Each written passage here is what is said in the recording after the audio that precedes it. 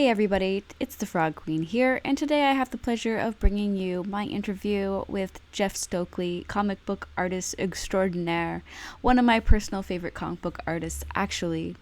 You would know him best from his recent work on The Spire. I've been a longtime fan, so I have read his very first graphic novel that he's ever drawn called Reason for Dragons back when it first came out a few years ago, and subsequently read everything that he released after.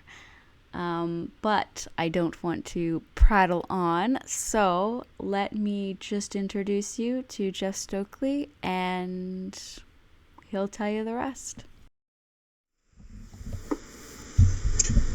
Cool, how are you? So how's it going?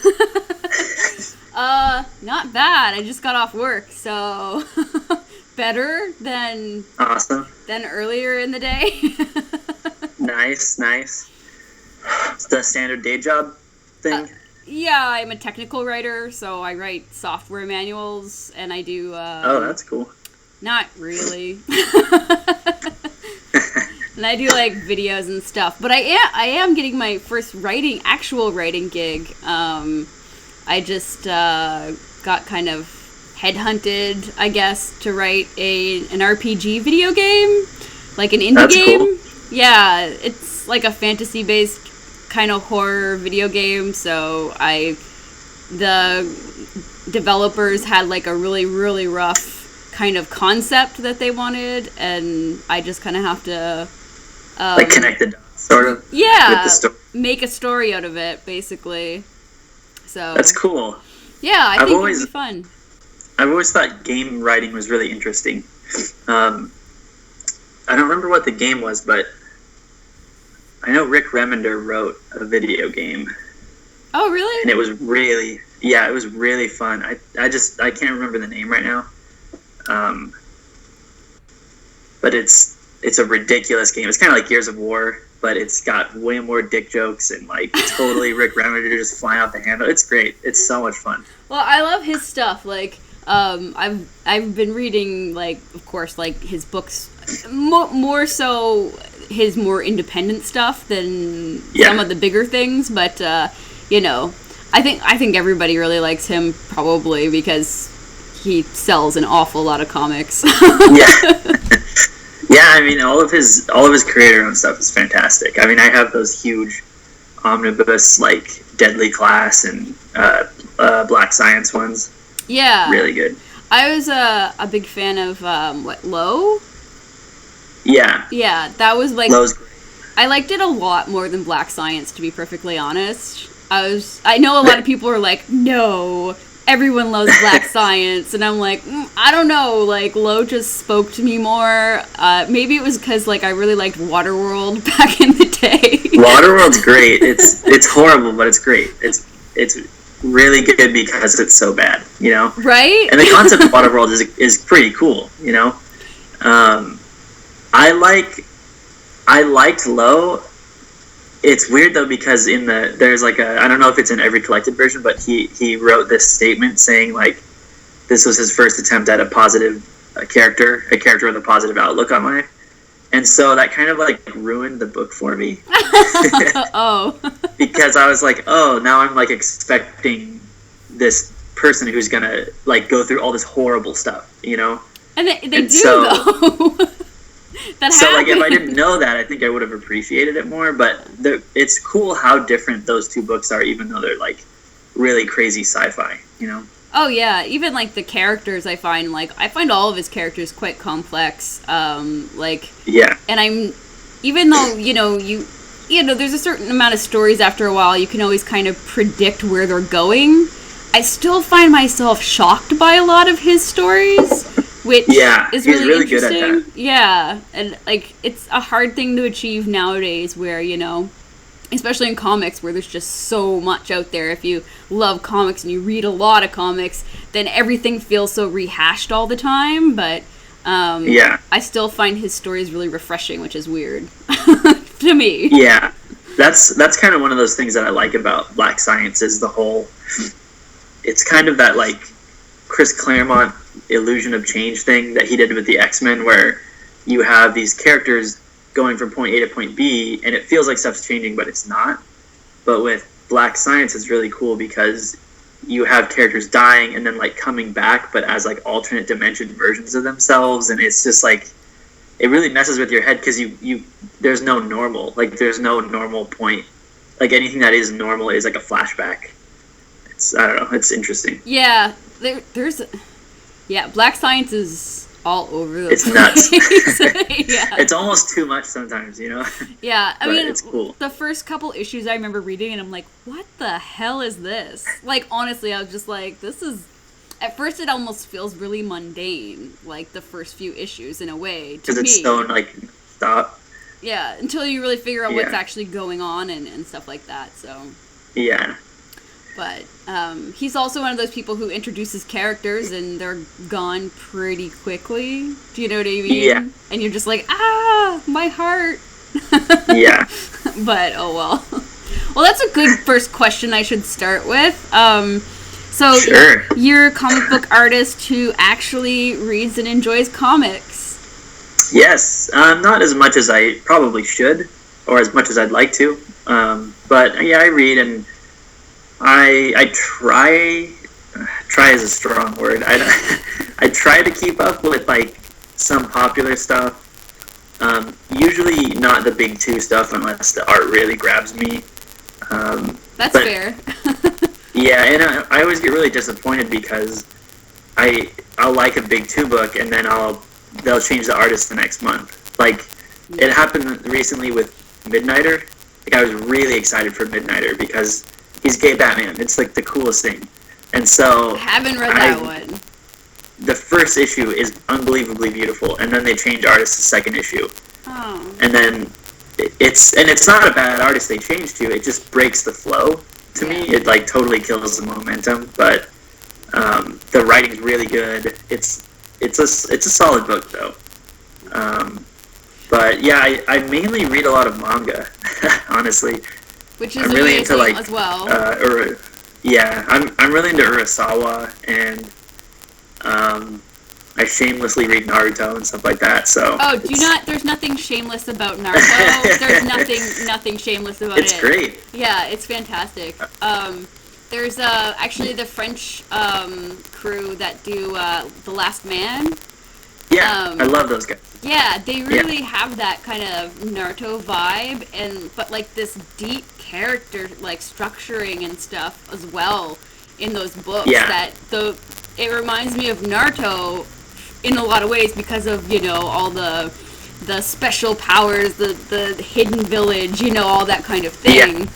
But it's really interesting. Yeah, and of course the artwork is so different and so very, very French, really. But yeah, I love it. Yeah, no, I'm a huge manga fan. Which Urasawa books are your favorite? I've only actually read through Pluto so far, but I'm just like completely enamored with his work, and I'm currently sort of reading 20th Century Boys. But Pluto like brought me to tears. Like I was actually crying by book 8, I think, or 7. The one before the last volume, it's just like kills you. It's so well done, and he does this series called Manben. It's like a television series. Oh, okay. Where he goes and he like actually, I think you'd really like it. He goes and they film mangaka, like comic artists, in their studios, which is like rarely ever done. And they film them, and then they review the footage a month later, and Urasawa is like the host, and he basically they just sit there and talk about the footage of them working. That sounds fantastic. I've never even heard of that. That's awesome. Yeah, it's really good. I was a huge fan of like Monster, and of course I read Pluto, and Pluto's the one I always force on people who don't like manga, who've never read manga. It's a good gateway drug. Yeah. Manga. I'm like, well, you gotta read this. Like, you have no idea what you're getting into. Like, and they're like, isn't that about Astro Boy? I never liked Astro Boy, and I'm like, forget what you know about Astro Boy right now. Yeah, exactly. And coming from it's a detective story. Yeah, and I'm like a huge Tezuka fan, so for me to be like, ignore Osamu Tezuka, just this one moment, don't ignore him forever. Just don't. You gotta get it anyway. But yeah. It's crazy. His he has a really interesting method of like drawing emotion, and he's one of the most expressive comic book artists that exists currently in the world. His way of like, you immediately know what emotion the characters are feeling in each panel from their face, or from like the way their eyebrows move or their reactions. It's masterful. I don't think anyone quite does it like he does.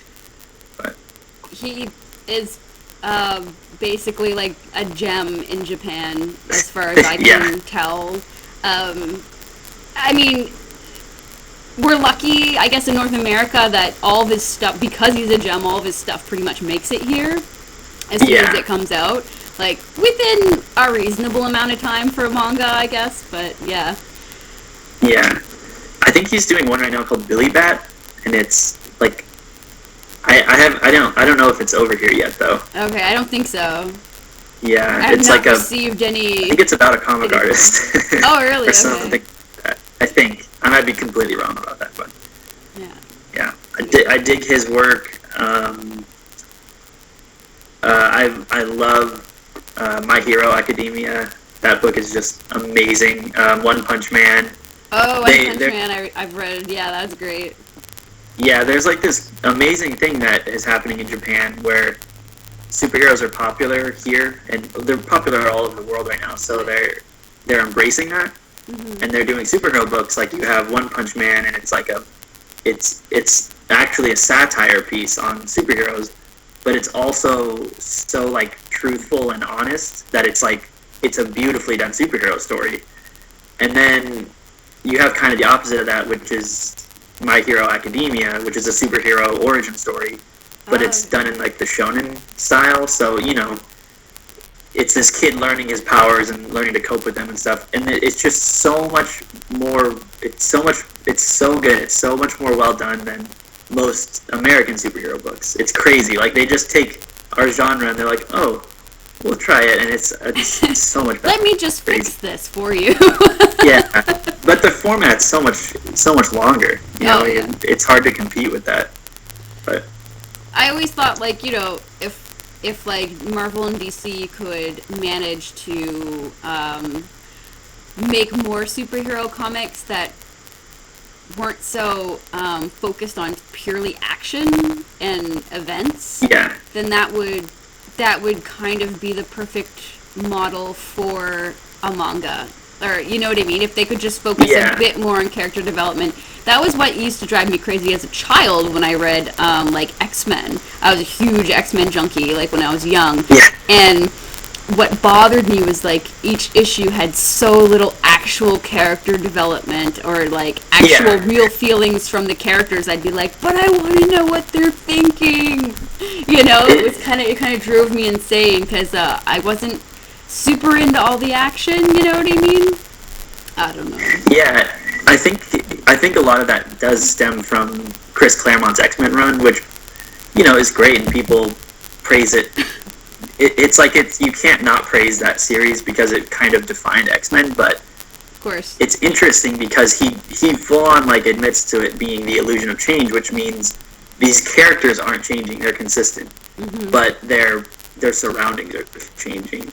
And that's something that I largely dislike in comics because it's like your characters don't grow, they have no mental journey to go on or emotional journey. And I mean, you do have the death of certain characters like Jean Grey and everything, but I mean, she comes back, and so how many times now? It's not.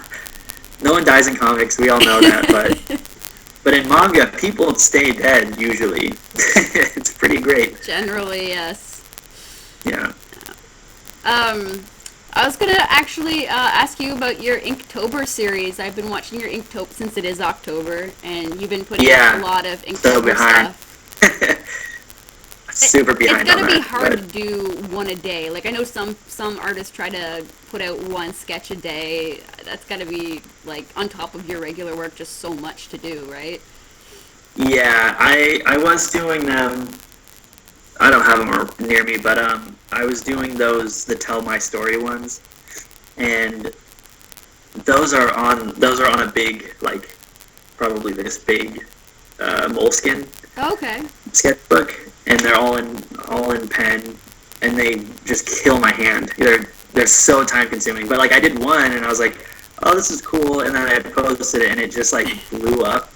And like I've never had that many like people commenting or liking or like sharing, and I got like 1,000 followers, and it was just like I was like, oh, people like this, so I started doing a couple more, and I was like, these are way too big and like complex to do for a full month, especially right now with my workload. But I really want to do more of those because I really like them. I'd like to do some sort of like series or book possibly with them. So Yeah, that'd be that cool. would be fantastic. And I mean, there's something to be said still about I just love just ink, like just black ink. Like I've always been like Yeah. lots of extra lines and detail. Like it looks like a sketch, but there's so much detail there that it's not. It simply can't exist as just a sketch. You know? Yeah, it's an interesting thing too because I've been thinking about like how I would make a book of those, and would I do full illustrated pieces and like actually use nibs and stuff like that. But part of me thinks that there's a thing about sketches where when it's in between like a finished beautifully rendered piece and a sketch, when there's like that weird in between spot, you can get a lot more people interested in it sometimes. Like if you hit the sweet spot, it's really weird because it's like it's hard to describe, but it's kind of like a gateway, like where you see someone and they go, oh, that's not like intimidatingly good. I can latch on to that. I can associate with that. Right. So I'm kind of thinking I'll just do the rest of them in my book like that. So. Awesome. But yeah. That's cool. Well, I hope we get to see more this month anyway. What else? Yeah, I think I might do one, two, but. Oh no, sorry. There's a slight delay, so I didn't mean to cut you off. Oh, sorry. Yeah. So, you were saying what you're working on currently. What are you currently working on? I mean, besides what I think what's currently out there. I won't say. I'll let you answer. I'm working. I can't say what it is or who it's for. I can say who it's for. I can't say who. Now. Yeah, it's a graphic novel for Penguin Random House. Okay. But it's like an imprint of Penguin Random House called Razorbill. Oh, okay. And I can't say what it is about or who it's written by, but it's written by a New York Times bestseller, so that's cool. Okay, that's awesome. And it's kind of like the Storyteller Witches issue. If I don't know if you're familiar with that, but it's that stuff. It's very dark and it's in the woods, and it's great. I get to draw tons of trees. I love it. Okay, cool. And The Spire. I mean, I read the first 5 issues of The Spire. Is it still continuing? Cool. Is it on hiatus? No, it ends at. Yeah, it's all 8. It is, okay. Full story. Oh, I wasn't even aware. So I haven't finished the end. Oh. So now you have some twists and turns to encounter, so. Yeah, I'm gonna have to grab those. Oh, one other thing I wanted to say. Of course, okay, so the first time I seen any of your work was with this book. I'll put a bigger picture so people can actually see what I'm holding, but it's The Reasons for Dragons, which was probably, I don't know, I loved it. Even though it's not really an adult book, it's more of a youth book, really, I guess. Yeah, it's like Steven Spielberg, like Goonies. That's what we wanted. We wanted the maturity to be flexible. Yeah, no, it totally lends itself to that for sure. And I was gonna say, actually, like I was, after I read this book, I went out and I looked up more of your work to read, and I found like, oh, like there's this common kind of thing. Because like your style really lends itself well to like fantasy, and then when I went out and looked, I was like, wow, he does a lot of fantasy. I love fantasy. Yeah, well, me too, obviously. Oh, I'm wearing this. Sweet. Awesome shirt. Yeah, I will put the link in the description below. Everyone should get this shirt. They're still available, cool. I believe. But I was going to say, are you trying to ever branch outside of fantasy or like fantasy-like-esque books, or is that a genre that you prefer to stay in? I definitely prefer fantasy. I'm sure I'll do a couple modern books here or there, but I have a weird, like, ever since I was a kid, I've always thought of drawing as escapism and, like, escaping into art from the real world, and so I would rather be a part of creating new worlds or, like, telling very old stories or stories that are in the future. You know, I like sci-fi, fantasy, stuff like that. But, and there's like, you know, there's obviously amazing stories that are set in present day, but I just tend to prefer ones with a bit of, you know, fantastical elements and stuff like that. When it comes to drawing, I straight up just am better at drawing fantasy stuff, I think so. And I just like, I like it. It's so much easier. There's like less pressure. A lot of times when you draw something real, like a desk or a lamp or something, and you don't draw it, you can not draw it perfectly, but people have a thing to immediately go like, oh, you drew a shitty lamp. Like, I'm not gonna, well, you know, I don't like that. It's a rigid sort of environment, right? Because it's reality. Yeah. Reality is awful. But then again, there's interesting, like, yeah, but then again, there's like interesting things where if you draw a shitty chair and someone mentally goes, oh, that's a chair, then you fooled them, you know, because it's not really a chair, it's a drawing. So, but I tend to just prefer fantasy and anything that kind of makes you think, I guess, overall. Like Six Gun Gorilla was pretty heavy on like making you think, which was really cool because for my first mini-series or monthly series, that was like, it's like not quite fantasy, it's sci-fi, but it still has these like, you know, really fantastical elements. And even The Spire is like that. Like Sci and I don't consider it a fantasy, we consider it all sci-fi, but people see it as fantasy, which is like totally how it's meant to be. So it's cool.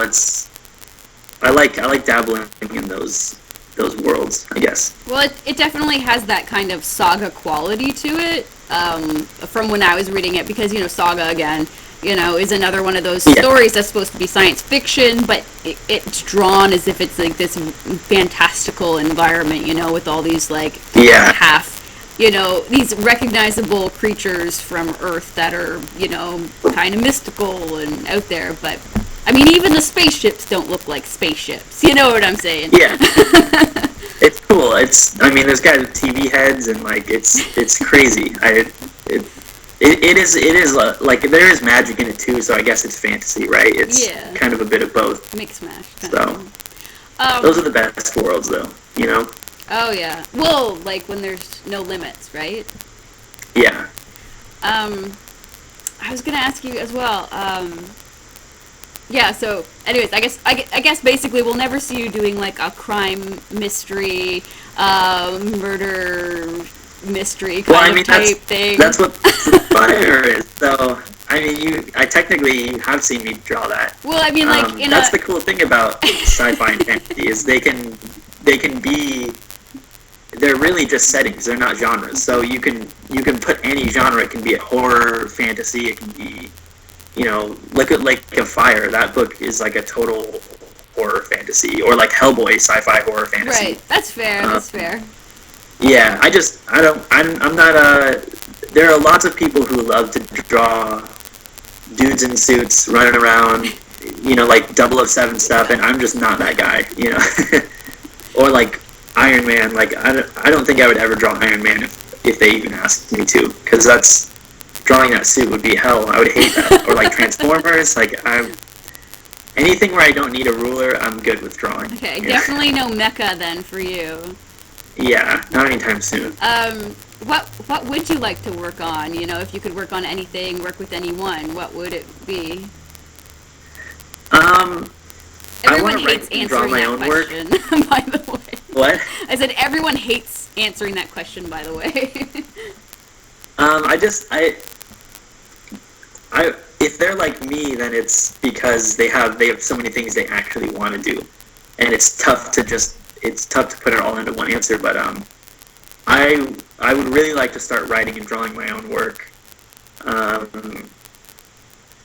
It's tough when you're doing work for hire and you're constantly, paycheck to paycheck trying to get the next gig, or like you're planning a year in advance and you are like trying to find time to do, a certain amount of pages to pitch to a publisher, Right. or like to write an entire issue. But I don't know how some people do it, but I'm trying to get there, trying to get to that point. So that's what I want to do. I'd really like to work with some other writers, like Rick Remender, Jeff Lemire, and I love Jeff also, yeah. Jeff would be awesome too, yeah. Yeah. Sorry, continue. He and I have been talking. We want to work on something one day, but his Moon Knight series is like the only big two book that I read, and it just astounds me. It's so good. Which is so funny because so many people have actually criticized him and his kind of like superhero sort of. I know it's Moon Knight, but those kinds of series. He's had if you go on like comic forums, which I try to stay off of now. Yeah. People just tear him up for that stuff. They seem to love his, his own projects. Because it's better than most. Because it's crazier. It's mental. I love it. And everything he's written for Valiant as well. Valiant Comics is fantastic. Like he did like the Bloodshot and some Ninjak and various things like that. For them, I think he's been all over Valiant. Actually, I feel like he's kind of like Valiant's like resident writer horror. Yeah. Kind of. They just kind of like spread him across all titles whenever they so choose. I don't know. Yeah, I think so too. That's cool though. I mean, he's doing tons of work. It's great. Oh yeah. Yeah, like I'd love to work with him at some point. I obviously want to do a third book with Cy Spurrier because I feel like we need to do a trilogy, and a lot of people feel that way too. So yeah, no, and Boom definitely wants us to. We just need to find the right book, and the timing has to be right. So, but yeah, that's pretty much it. I'm also doing a illustrated book right now for HarperCollins. Oh, okay. So it's really cool, and I would love to do more of that. It's just it's a novel, but it has spot illustrations in it. Oh. And that's something I've always wanted to do, so it's a really cool thing to do that for the first time, and love to do more of that. Yeah, I don't know. I have no aspirations for drawing superhero books. I mean, I would if the right one came about, but it's not a priority for me. All right. What's like your favorite project that you have worked on, or if it's even possible for you to say that? Because right now, cool. like you've worked on so many things. I have to choose between my children. My favorite child.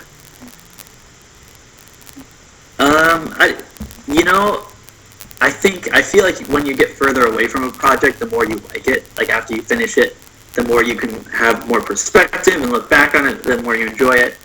And I'd probably have to say Six Gun Gorilla is my favorite so far. That's the only one I don't have a copy of. I can't read it because I can't find it anywhere.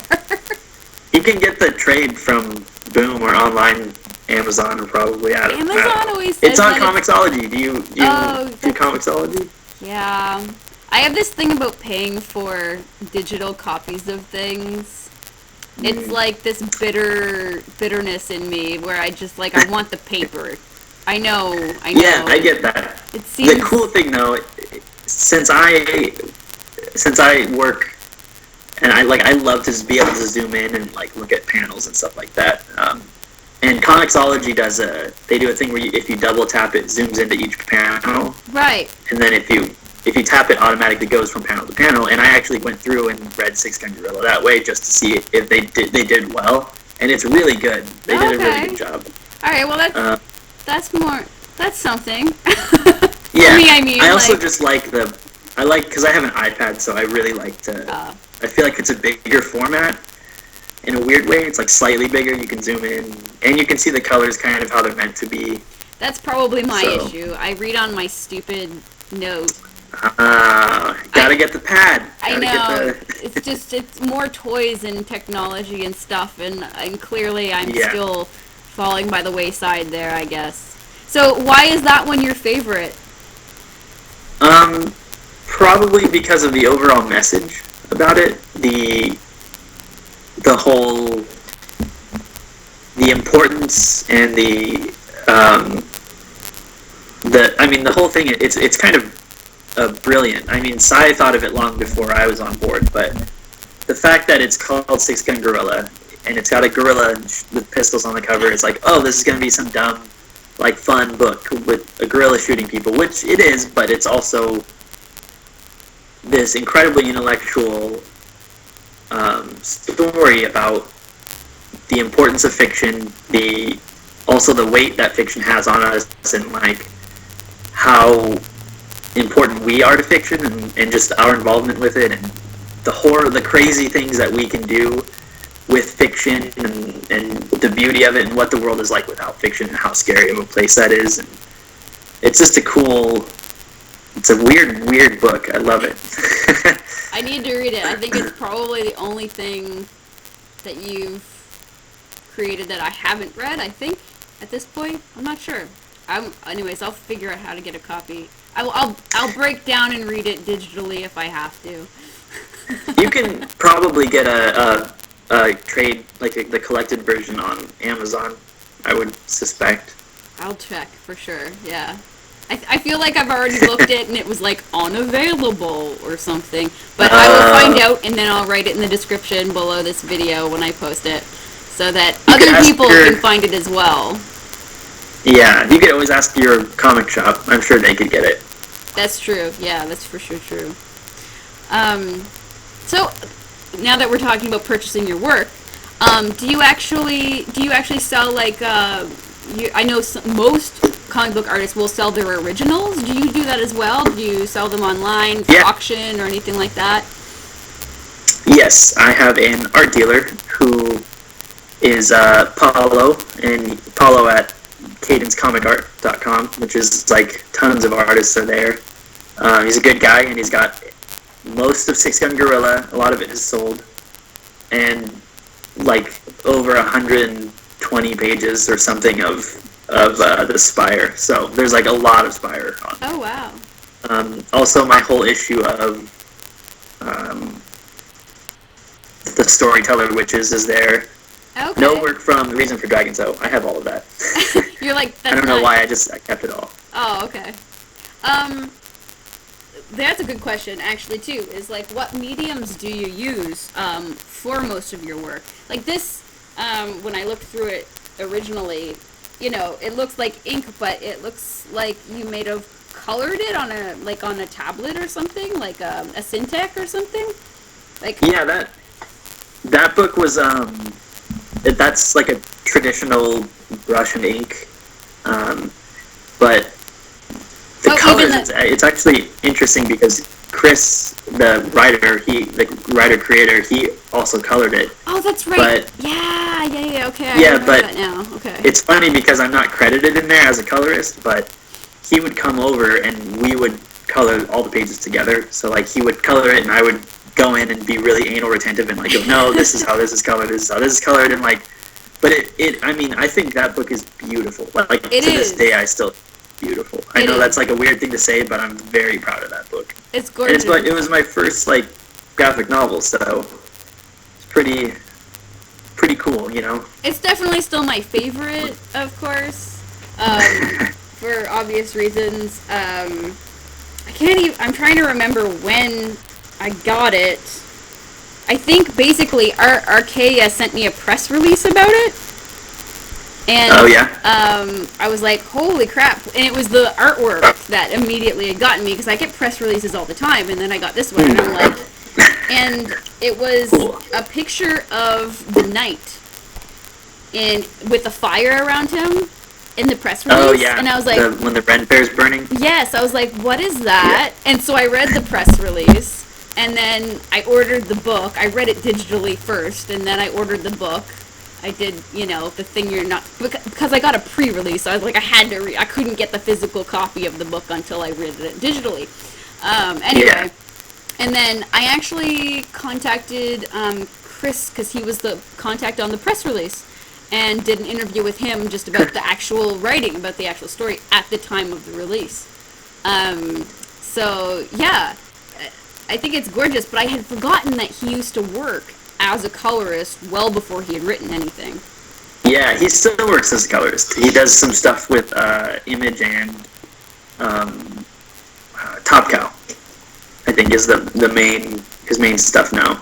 Okay. Yeah, I haven't talked to him probably since that interview, to be honest. But yeah, no, it's awesome. It's beautiful. So, what do you usually use now then for mediums, like for inking and coloring? What do you use for paper, that sort of thing? For paper, I swear by Canson Comic Artboard. It's like Canson makes a Bristol board that is, it's all ruled for comics, and it's like the perfect tooth, I love it. It's perfect. Okay. You can literally just type in Canson Comic Artboard on Amazon, and they have them.